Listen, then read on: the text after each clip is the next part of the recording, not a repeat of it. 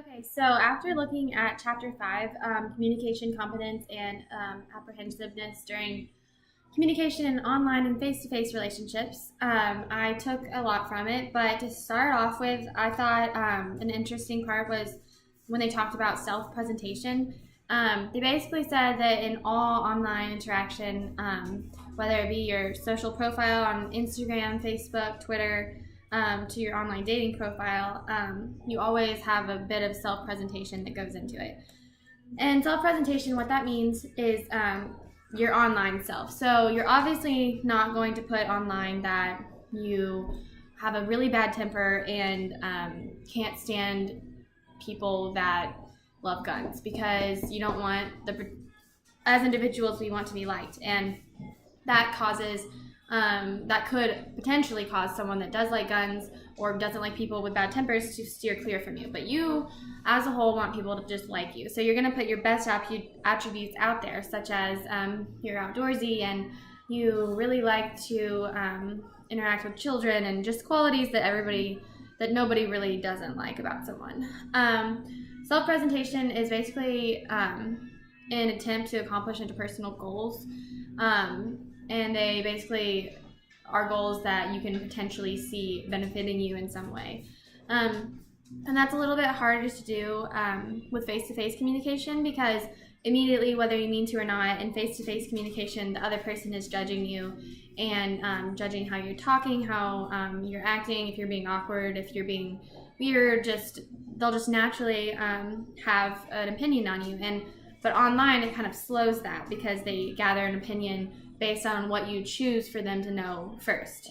So another thing was they talked about self-disclosure online, and they said that went at a self-disclosure is where you share private thoughts and feelings with one another.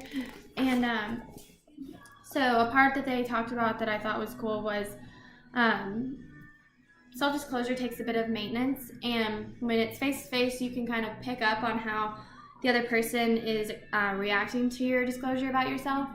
But whereas online, you kind of just put it out there and people will take it and accept it or not accept it. And so that's kind of a little bit of a risk with online versus face-to-face, because you don't get to really see how someone reads something online as opposed to how they would react face-to-face. So they also said that people that are more apprehensive prefer online communication over face-to-face communication, because it gives them a little bit of like a buffer. So basically there's this wall that is like not really there, but it's a pretend wall that's put up between you and someone else if it's online. And when it's face-to-face, there's nothing in between you and them. So online, you get a chance to kind of fix yourself and present yourself the way you want, whereas face-to-face, you don't. And that's why apprehensive people choose online, because if they're not very secure in their interactions, it buys them time, per se. Let's see, another thing that they talked about was, that I thought was pretty interesting was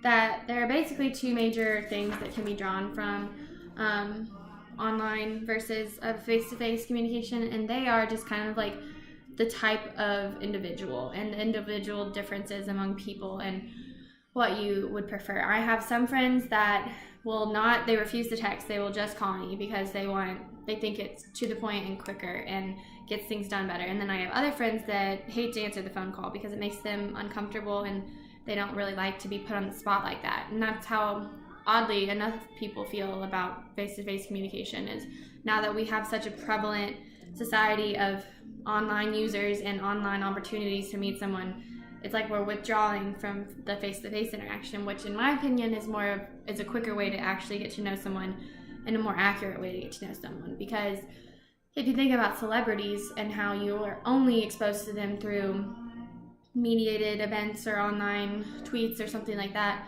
you don't really know them that well. And that's the same with people in person, is you're going to get to know them a lot better if you don't sit behind a screen and talk to them. So that's just my take on it, and that was my take on chapter 5. I really liked it.